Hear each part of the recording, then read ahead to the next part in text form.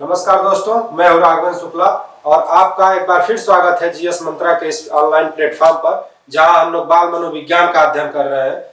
बाल मनोविज्ञान के अंतर्गत आज हम अध्ययन करेंगे शैशवावस्था और उसकी विशेषता तथा विकास में उसका क्या रोल है, इस बारे में आज अध्ययन करेंगे। तो आइए शुरू करते हैं। शैशवावस्था सामान्यतः विकास या बाल मनोविज्ञान का अध्ययन करते हुए हम लोगों ने देखा था कि विकास की कई सारी अवस्थाएं होती हैं। गर्भावस्था, शैशवावस्था, बाल्यावस्था, किशोरावस्था, प्रौढ़ावस्था। लेकिन अगर अध्ययन की दृष्टि से देखा जाए तो सिर्फ 3 अवस्था, शैशवावस्था, बाल्यावस्था और किशोरावस्था का महत्व होता है। तो आज हम उन तीनों में से पहला शैशवावस्था का अध्ययन करेंगे कि क्या होती है शैशवावस्था और क्या होती है उसकी विशेषताएं। तो शैशवावस्था को सामान्यतः जन्म से लेकर 6 वर्ष तक की आयु की अवस्था को शैशवावस्था कहते हैं। जन्म से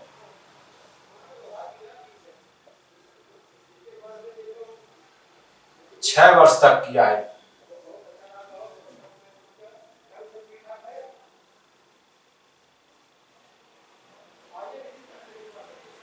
जन्म से 6 वर्ष तक की आयु को हम शैशवावस्था कहते हैं।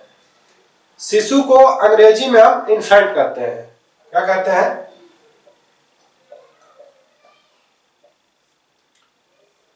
शिशु।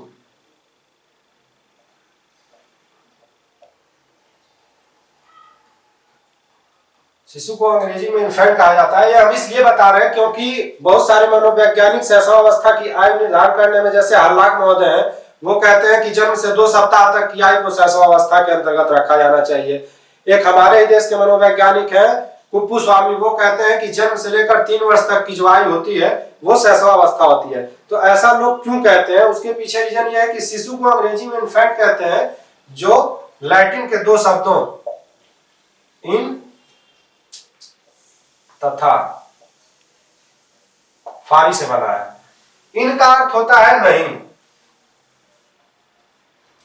इनका अर्थ होता है नहीं और इसका अर्थ होता है बोलना।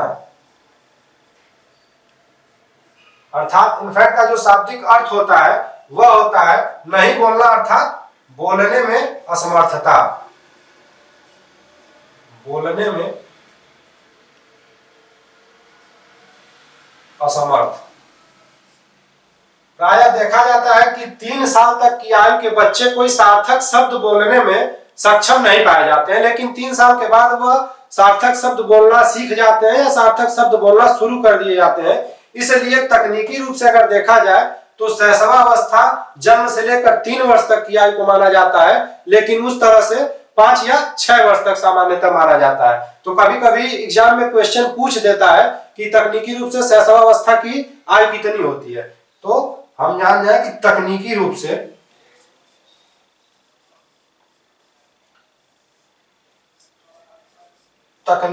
से जो इसकी आयु होती है वह होती है 0 से लेकर 3 वर्ष तक, और वैसे सामान्यतः 0 से लेकर 5 या 6 वर्ष तक। 0 से लेकर 5 अथवा 6 वर्ष तक सामान्यतः जो शैशवावस्था की आयु होती है उसे हम कहते हैं कि 0 से लेकर कभी कभी 5 वर्ष लिख दिया जाता है एग्जाम में, कभी कभी लिखता है 6 वर्ष। अगर 5 वर्ष लिखता है तो आप 5 वर्ष पे ही सही होता है, 5 वर्ष पे टिक लगाइएगा, नहीं तो वो 6 वर्ष ही लिखता है सामान्यतः। इस तरह हम देखें कि शैशवावस्था की आयु कितनी होती है। जन्म से लेकर 6 वर्ष तक की आयु को माना जाता है, लेकिन तकनीकी रूप से जो इसकी आयु होती है वो 0 से 3 वर्ष मानी जाती है। वो इसलिए क्योंकि 3 वर्ष के बाद के बच्चे जो होते हैं वो बोलना सीख जाते हैं, और शैशवावस्था का जो शाब्दिक अर्थ होता है अंग्रेजी से अगर हम देखें तो ये होता है कि बोलने में असमर्थ। तो प्राय 3 वर्ष तक के ही बच्चे बोलने में असमर्थ होते हैं, उसके बाद वो बोलना सीख जाते हैं। आइए अब हम देखते हैं कि शैशवावस्था की क्या क्या विशेषताएं होती हैं।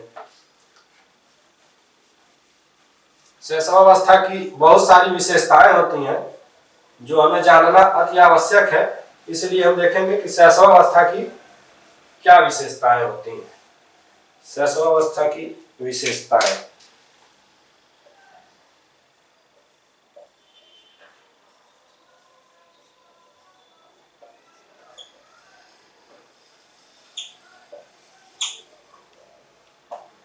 जो शैशवावस्था की विशेषताएं होती हैं, पहली जो विशेषता होती है वह होती है शारीरिक विकास में तीव्रता।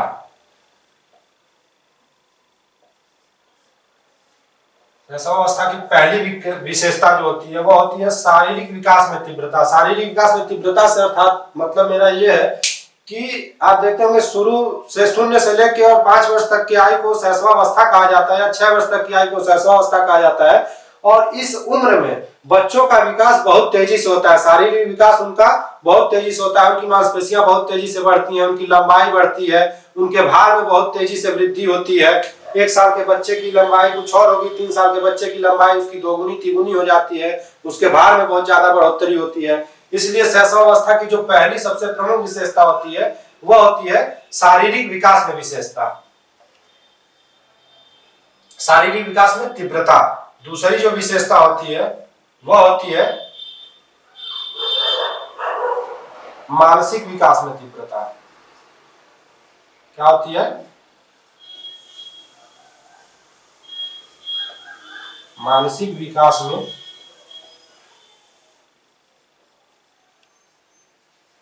तीव्रता।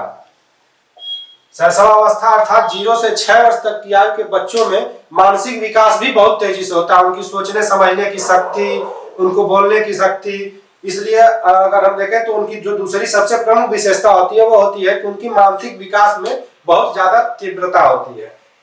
तीसरी जो प्रमुख विशेषता होती है वह होती है जिज्ञासु होना।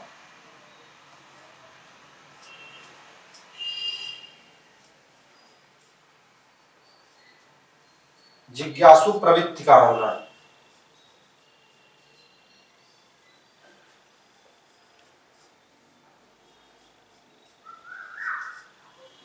तीसरी विशेषता क्या होती है?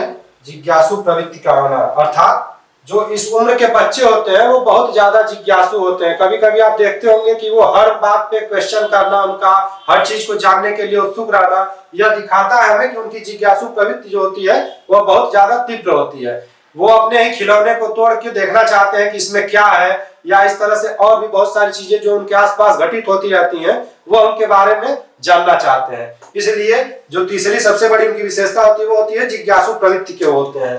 आइए हम देखते हैं और कौन कौन सी विशेषताएं होती हैं।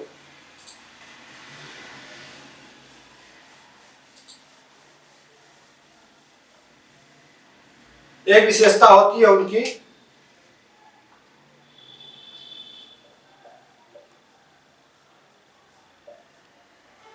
सीखने की ललक। क्या होती है? सीखने की ललक। कह सकते हैं कि ये उनकी चौथी सबसे बड़ी जो विशेषता होती है कि वो हर चीज को सीखना चाहते हैं। जो भी उनके आसपास घटित होता रहता है वो उसे सीखना चाहते हैं कि ये कैसे होता है, क्यों होता है, किस लिए होता है। इस तरह देखा जाए तो शैशवावस्था में सीखने की जो ललक होती है वो बहुत तीव्र होती है। एक और विशेषता होती है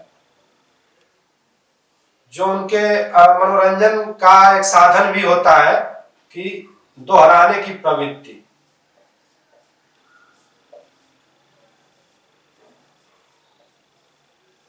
दोहराने की प्रवृत्ति। दोहराने की प्रवृत्ति से हमारा तात्पर्य है कि इस उम्र के जो छोटे बच्चे होते हैं, सामान्यतः 4 साल, 5 साल, 3 साल के बच्चे, वो आप देखते होंगे कि कोई भी क्रिया, कोई भी बात उसको हुबहू दोहराने का प्रयास करते हैं। इस तरह जैसे कि मिमिक्री करना, ये उनके मनोरंजन का साधन भी होता है, इसमें उनको मजा आती है, इसलिए वो दोहराने की प्रवृत्ति का बार बार अनुसरण करते हैं। कोई अगर बोल रहा है तो उसकी बात को हुबहू दोहराने की प्रवृत्ति पाई जाती है, कोई अगर कर रहा है तो उसी तरह की वो क्रिया करते हैं। इस तरह से एक जो मुख्य विशेषता होती है वह दोहराने की प्रवृत्ति होती है। एक जो और विशेषता होती है वह होती है परनिर्भरता। क्या होती है? परनिर्भरता। शैशवावस्था में खास करके 0 से लेकर 3 वर्ष तक की आयु, या और 2 साल, 3 साल, 4 साल तक के बच्चे अपनी सामान्य क्रिया पे भी दूसरों पे निर्भर होते हैं। और सबसे ज्यादा निर्भर किस पे होते हैं? एक बार ये क्वेश्चन भी पूछ दिया है कि शैशवावस्था में बच्चे सबसे ज्यादा निर्भर किस पे होते हैं, तो वो अपनी माता पे निर्भर होते हैं। किस पे निर्भर होते हैं? माता पे। अपने खाने पीने से लेकर अपनी साफ सफाई सारा जो उनका ध्यान रखती है उनकी माता रखती है, माता जी। इसलिए एक बार ये क्वेश्चन भी पूछ दिया था कि शैशवावस्था में बालक सबसे ज्यादा निर्भर किस पे रहता है, तो अपनी माता पे निर्भर रहता है या किसी दूसरे पर ही निर्भर रहता है वो सामान्यतः। इसलिए देखा जाता है कि एक पर निर्भरता की विशेषता उनके अंदर पाई जाती है।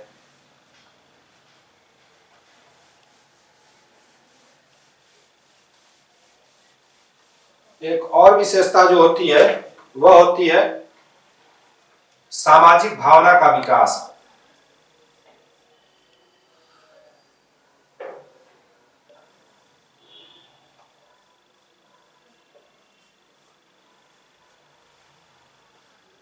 सामाजिक भावना का विकास, सामाजिक भावना के विकास से अर्थ यह है कि जब बच्चे शैशवावस्था की प्रारंभिक आयु में होते हैं तो वह सामान्यतः अकेले रहना पसंद करते हैं, अकेले खेलना पसंद करते हैं। लेकिन 4 साल 5 साल की आयु के बच्चे दूसरे बालकों के साथ घुलना मिलना, उनके साथ उठना बैठना या उनके साथ खेलना पसंद करते हैं। इस प्रकार उनकी जो सामाजिक भावना होती है वह एक तरह से विकसित होती है। इस प्रकार सामाजिक भावना का भी विकास उनके अंदर पनपता है, यह उनकी एक विशेषता होती है।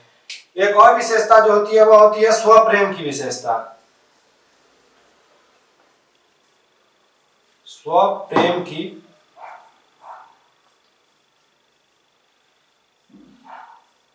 विशेषता, स्वप्रेम की विशेषता से तात्पर्य यह है कि जो बच्चा होता है वह सामान्यतः यह चाहता है कि लोग उसे ही प्रेम करें, उसके भाई बहन, उसके मम्मी पापा उसे ही प्रेम करें। अगर वो किसी और को करते हैं तो सामान्यतः उसमें ईर्ष्यालु प्रवृत्ति का भी पाया जाता है कि वह ईर्ष्यालु होते हैं। किसी दूसरे बच्चे को अगर कोई प्यार कर ले, उनके घर की उनकी मम्मी उनके पापा, तो वो उससे ईर्ष्या करने लगते हैं।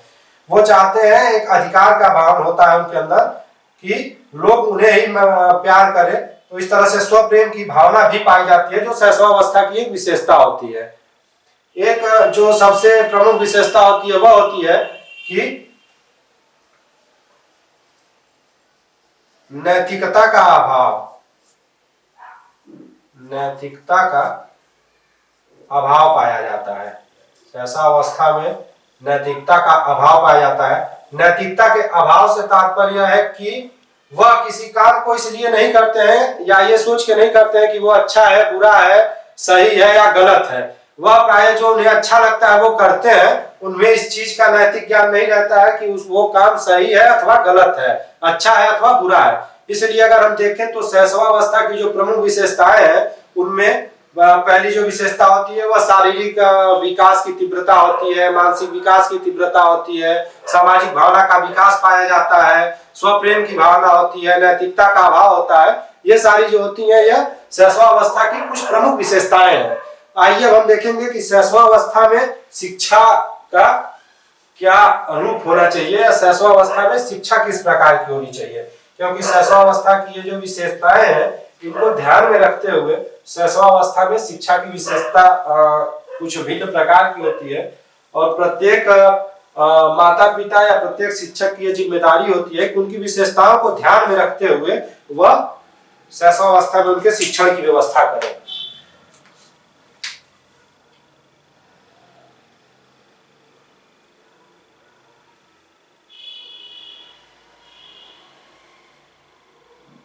शैशवावस्था में किस प्रकार की शिक्षा होनी चाहिए। तो शैशवावस्था जो होता है वह शारीरिक और मानसिक विकास का जो तीव्रता पाई जाती है। इसलिए सबसे पहले तो होता है कि उचित पर्यावरण,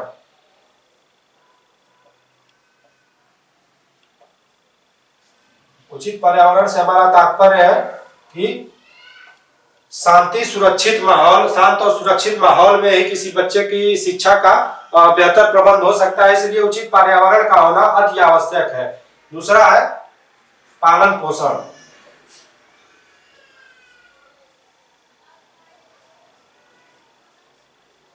पालन पोषण से तात्पर्य है उनकी शारीरिक और मानसिक विकास की तीव्र गति होती है। इसलिए उनके खान पान पे विशेष ध्यान होना चाहिए। पोषण युक्त उनका खान पान रहेगा तभी उनका समुचित रूप से शारीरिक और मानसिक विकास हो पाएगा और उनकी शिक्षा का बेहतर प्रबंध हो सकता है। पता चला बच्चा ही अस्वस्थ है, शारीरिक रूप से अस्वस्थ है, मानसिक रूप से अस्वस्थ है, तो फिर वो शिक्षा उस तरह से नहीं प्राप्त कर पाएगा। इसलिए शैशवावस्था में शिक्षा के लिए सबसे जो एक विशेष प्रबंध होता है वो उनके पालन पोषण का उचित प्रबंध होना चाहिए। तीसरा जो है व्यवस्था वो है करके सीखने का प्रबंध। करके सीखने का प्रबंध से मतलब ये है कि बच्चे इस उम्र में प्राय आप उनकी विशेषता होती है कि वो दोहराव पसंद करते हैं, किसी चीज को दोहराना पसंद करते हैं, सीखना पसंद करते हैं, उनकी ये विशेषता होती है। इसलिए उनके शिक्षा का ऐसा रूप होना चाहिए कि उनमें करके सीखने का जो होता है वो गुण पाया जाए। इस तरह से जो बच्चा होगा वह अधिक तेजी से अपनी शिक्षा को प्राप्त कर पाएगा और उसका उचित प्रबंध जो होना चाहिए वो होना चाहिए उसमें कि करके सीखने की जो है विशेषता पाई जाए।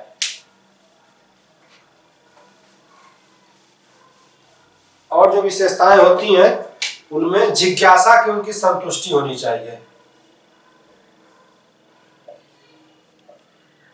जिज्ञासु प्रवृत्ति के होते हैं, इसलिए उनकी जिज्ञासा की संतुष्टि अति आवश्यक है।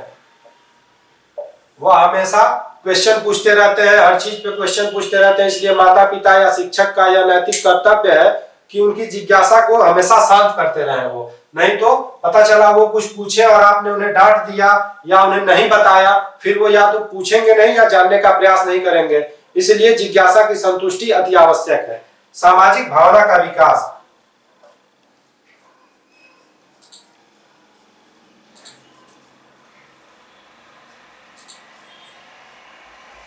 सामाजिक भावना का विकास उनकी एक विशेषता पाई जाती है कि 4 या 5 साल की आयु के बच्चों में सामाजिक भावना का विकास होना शुरू हो जाता है। इसलिए शैशवावस्था में ऐसा नहीं है कि बच्चे को हमेशा अलग रख के आप पढ़ाएं या अलग रख के शिक्षा प्रदान करें। इसलिए उन्हें सामाजिक रूप से अर्थात बालकों के समूह में रह के भी शिक्षा का प्रबंध करना चाहिए, जिससे उन्हें लगे कि हाँ ठीक है हमारे साथ और भी बच्चे हैं, उनका सामाजिक विकास भी हो और इस परिवेश में वह उचित शिक्षा का उनका प्रबंध हो सकता है। और इसलिए वो शिक्षा का जो उनका माध्यम होना चाहिए वह सामाजिक भावना के अनुरूप होना चाहिए। एक जो और विशेषता होती है उनकी वह है कि शिक्षा में संगीत। शिक्षा में संगीत प्राय आप देखते होंगे कि बच्चों को शुरू से ही संगीत बहुत पसंद होता है। वह लोरी सुन के सो जाते हैं या अपने मम्मी पापा दादी से कहते हैं कि नहीं हमें आप लोरी सुनाइए। तो इसलिए शिक्षा का माध्यम ऐसा होना चाहिए कि उनमें संगीत का उचित समावेशन हो, जैसे कविता, पोयम, कहानी के द्वारा उन्हें शिक्षा दिया जाए। इस तरह से वह अपना क्या कहते हैं कि एंजॉय करते हुए शिक्षा वो प्राप्त कर लेंगे, उन्हें बोर नहीं होंगे वो। और शिक्षा में अगर संगीत का समावेशन रहेगा, कविता कहानी के माध्यम से अगर हम उन्हें शिक्षित करेंगे तो वह जल्दी सीखेंगे। तो ये शैशवावस्था में शिक्षा के रूप का ये कुछ विशेष प्रबंध करना आवश्यक हो जाता है, नहीं तो बच्चे जो होते हैं वह उचित शिक्षा प्राप्त नहीं कर पाते हैं। उनकी विशेषताओं को अगर हम ध्यान में नहीं रखेंगे तो वह शिक्षा का जो स्तर रहेगा, उनका सीखने का जो अधिगम का स्तर रहेगा वह या तो बहुत कम रहेगा या नहीं होगा।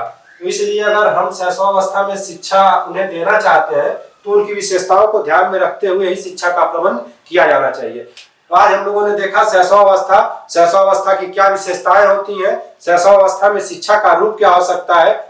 इसी प्रकार आगे आने वाले वीडियो में हम देखेंगे बाल्यावस्था और किशोरावस्था क्या होती है, उनकी विशेषताएं कैसे होता है, उसमें शिक्षा का रूप। तो आज के लिए बस इतना ही। नमस्कार।